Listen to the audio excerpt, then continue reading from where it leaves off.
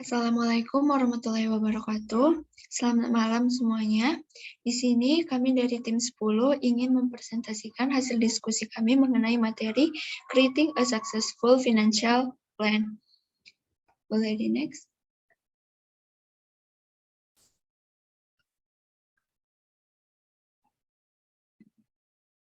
Adapun pembahasan yang akan dibahas yaitu yang pertama, Basic Financial Statement.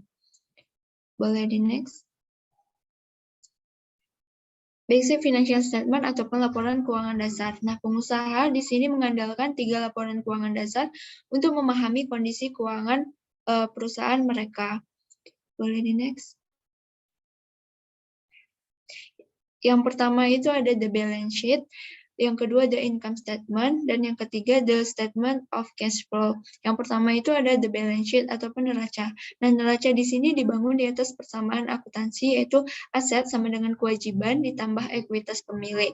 Nah, di sini ini memberikan perkiraan nilai perusahaan pada tanggal tertentu.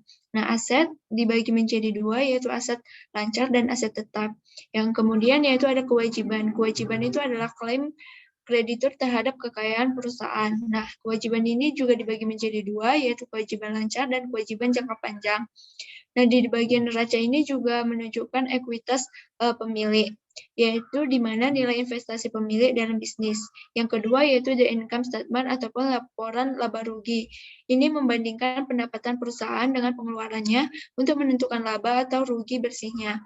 Laporan laba rugi ini juga memberikan informasi tentang bottom line perusahaan. Yang ketiga yaitu the statement of cash flow ataupun laporan arus kas yang menunjukkan perubahan modal kerja perusahaan selama periode akuntansi dengan mencantumkan sumber dana dan penggunaan dana. Nah, di sini mereka menambahkan sumber dana perusahaan yang terdiri dari dana pinjaman, kontribusi pemilik, penurunan piutang, kenaikan hutang, dan lain-lain. Selanjutnya itu pemilik juga mengurangi penggunaan dana yang terdiri dari pembelian pabrik dan peralatan, dividen kepada pemilik, pembayaran utang, dan lain sebagainya. Boleh di next?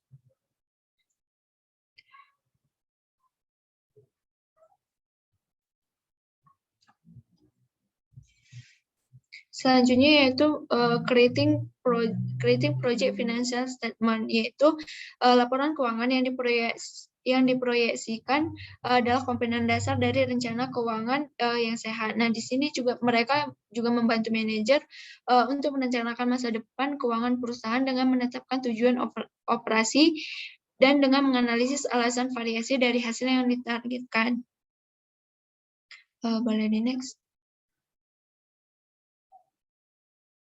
Di sini kita akan membahas project financial statement for a small business ataupun proyeksi laporan keuangan untuk usaha kecil yang terdiri dari yang pertama the project income statement, di mana setelah pengusaha menentukan target laba yang wajar, langkah selanjutnya adalah memperkirakan biaya yang akan dikeluarkan bisnis untuk menghasilkan laba tersebut. Nah, laba yang dihasilkan perusahaan kecil ini harus cukup besar untuk memberikan pengembalian yang wajar atas waktu yang dihabiskan pemilik untuk mengoperasikan bisnis dan pengembalian investasi mereka dalam bisnis.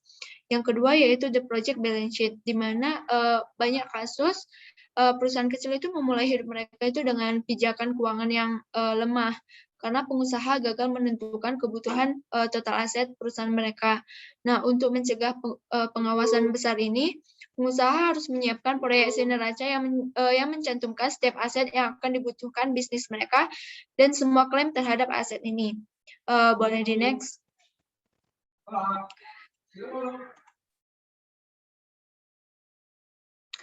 Yang selanjutnya itu adalah aset. Nah, di sini uang tunai adalah salah satu aset paling berguna yang dimiliki bisnis.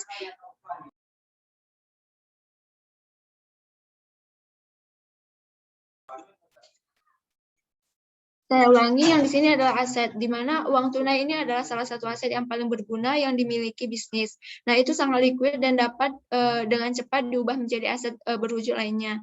Nah, satu aturan praktis bagaimanapun menunjukkan bahwa saldo kas perusahaan harus menutupi biaya operasionalnya. Yang terakhir yaitu liabilities ataupun kewajiban, di mana kewajiban ini yaitu klaim yang dimiliki kreditur terhadap asetnya. Selanjutnya adalah rasio analisis. Analisis rasio adalah metode untuk menggambarkan hubungan antara dua elemen akuntansi yang memungkinkan pemilik bisnis untuk menganalisis kinerja keuangan perusahaan mereka. Smart Business Owner menggunakan analisis rasio keuangan untuk mengidentifikasi masalah dalam bisnis mereka sebelum masalah tersebut berkembang menjadi krisis yang mengancam bisnis. Dengan menganalisis laporan keuangan, pemilik bisnis dapat mengidentifikasi kekuatan penting terlebih dahulu. Next. Menganalisis terlalu banyak rasio hanya akan menciptakan kebingungan. Rahasia keberhasilan analisis rasio adalah kesederhanaan, berfokus pada rasio yang cukup untuk memberikan gambaran yang jelas tentang posisi keuangan perusahaan. Sesuai dengan gagasan kesederhanaan, ada 12 rasio likuiditas utama yang memungkinkan sebagian besar pemilik bisnis memantau perusahaan mereka. Yang pertama ada current ratio, quick ratio, debt to net worth ratio, times interest earned ratio, average inventory turnover ratio, average collection period ratio, average payable period ratio, net sales to total asset ratio, net profit on sales ratio, net profit to asset ratio, dan yang terakhir net profit to equity ratio. Selanjutnya ialah interpreting business ratio. Untuk mengetahui cara menghitung rasio ini, pengusaha harus memahami bagaimana menginterpretasikan dan menerapkannya untuk mengelola bisnis mereka secara lebih efektif dan efisien. Next.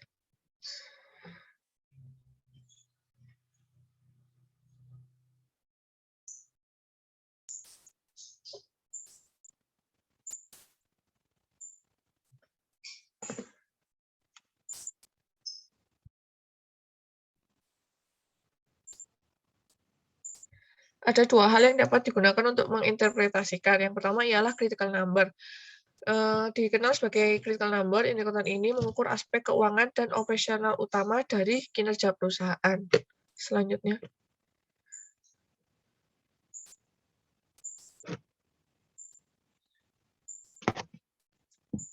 Selanjutnya ialah financial benchmarking. Diketahui sebagai pembandingan keuangan. Membandingkan nilai keuangan utama perusahaan dapat membantu mengidentifikasi area masalah yang mungkin tidak ditunjukkan oleh sejarah perusahaan. Berikut merupakan beberapa pertanyaan yang dapat ditanyakan oleh perusahaan mengenai pembandingan angka kritis perusahaan dengan standar industri. Next. Selanjutnya adalah break-even analysis. Komponen kunci lain dalam perencanaan keuangan adalah break-even analysis. Break-even point merupakan level operasi di mana perusahaan tidak untung maupun tidak rugi. Pada level ini, pendapatan penjualan sama dengan biaya. Jika penjualan menghasilkan lebih besar dari break-even point-nya, maka akan menghasilkan profit. Namun jika di bawah break-even point, maka akan menyebabkan kerugian. Seorang entrepreneur dapat menghitung break-even point perusahaan dengan menggunakan perhitungan matematika sederhana. Untuk memulai analisis, entrepreneur harus menentukan fixed cost dan variable cost serta semi-variable cost-nya juga. Fixed cost merupakan biaya yang tidak berubah dengan perubahan volume penjualan atau produksi.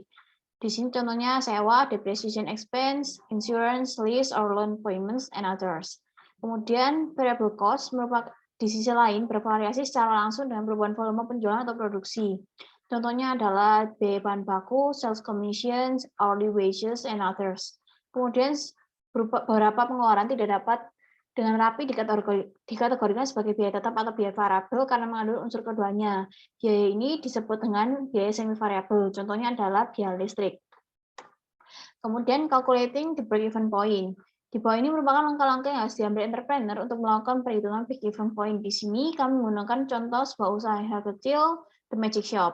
Langkah pertama, meramalkan perkiraan biaya yang dapat dikeluarkan oleh perusahaan. Dengan bantuan perkiraan atau anggaran untuk operasi bisnis, seorang pengusaha dapat mengembangkan perkiraan pendapatan penjualan, HPP, dan pengeluaran untuk periode akuntansi yang akan datang. Di sini perkiraan The Magic Shop, penjualan bersihnya adalah $950.000, HPP-nya adalah $646.000, dan total biayanya $236.500. Langkah kedua, mengkategorikan biaya yang diperkirakan pada langkah 1 menjadi biaya tetap dan biaya variabel. Pisahkan biaya semi variabel ke dalam bagian-bagian komponennya. Dari anggaran, pemilik mengantisipasi biaya variabelnya sebesar $705.125 dan biaya tetapnya $177.375. Langkah ketiga, Menghitung rasio biaya variabel terhadap penjualan bersih. Dari perhitungan didapat rasionya sebesar 74%.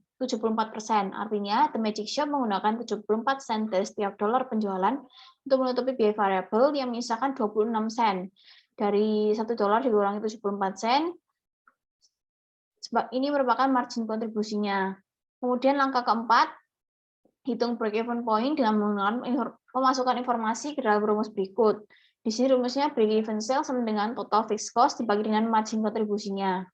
Dari rumus ini didapatkan hasil break-even sales dari The Magic Shop adalah $682.212. Dengan demikian, The Magic Shop akan mencapai titik impas atau break-even dengan penjualan $682.212. Pada titik ini, pendapatan penjualan yang dihasilkan hanya akan menutupi total biaya tetap dan variabel. The Magic Shop tidak akan mendapat untung dan tidak akan rugi. Selanjutnya adalah adding a profit. Tujuannya adalah untuk bergerak melalui break-even point menuju profitabilitas. Break-even analysis dapat disesuaikan untuk mempertimbangkan tujuan ini. Pengusaha dapat menghitung ini dengan memperlakukan laba yang diinginkan seolah-olah itu adalah biaya tetap. Modifikasi rumus break-even untuk memasukkan laba bersih yang diinginkan. Di sini contohnya pemilik The Magic Shop itu mempunyai mengharapkan keuntungannya sebelum pajak itu $80.000. Maka dilakukan modifikasi terhadap rumusnya. Di sini total fixed expense ditambah dengan desired net income dibagi dengan contribution margin dan didapatkan hasil $999.904. Jadi untuk mendapatkan profit $80.000 harus mendapatkan penghasilan sebesar ini. Selanjutnya adalah break-even point in units. Beberapa usaha kecil lebih suka menyatakan titik impas dalam unit yang diproduksi atau dijual daripada dalam dolar. Produsen sering menemukan pendekatan ini sangat berguna. Berikut rumusnya, break-even volume sama total fixed cost dibagi sales price per unit dikurangi variable cost per unit. Di sini contohnya Trilex Manufacturing Company, fixed cost-nya adalah $390.000, variable cost per unitnya $12,10, dan harga penjualannya adalah $17,5. Dari sini didapat kontribusi margin sebesar $5,4 per unit, dan break-even volumenya didapatkan setelah melakukan perhitungan, didapat 72.222 unit. Untuk mengkonvert dari dalam bentuk unit ke dalam bentuk dolar, bisa dilakukan pengalian dengan harga jual per unitnya. Kemudian, constructing a break-even chart. Di sini chartnya, contohnya yang digunakan adalah chart milik The Magic Shop. Langkah pertama, pada sumbu horizontal, tandai skala yang mengukur volume penjualan dalam dolar yang di bawah sini. Kemudian langkah kedua, pada sumbu vertikal, tandai skala yang mengukur pendapatan dan pengeluaran dalam dolar. Langkah ketiga, gambar garis pengeluaran tetap yang memotong sumbu vertikal pada tingkat dolar yang tepat sejajar dengan sumbu horizontal. Di sini merupakan garis fixed expense-nya. Kemudian langkah keempat, gambar garis biaya total yang miring ke atas mulai dari titik di mana garis biaya tetap berpotongan dengan sumbu vertikal di sini, yang garis merah. Kemudian langkah kelima, mulai dari asal grafik, dari ujung, gambar garis pendapatan 45 derajat yang menunjukkan di mana total volume penjualan sama dengan total pendapatan. Di sini garis biru.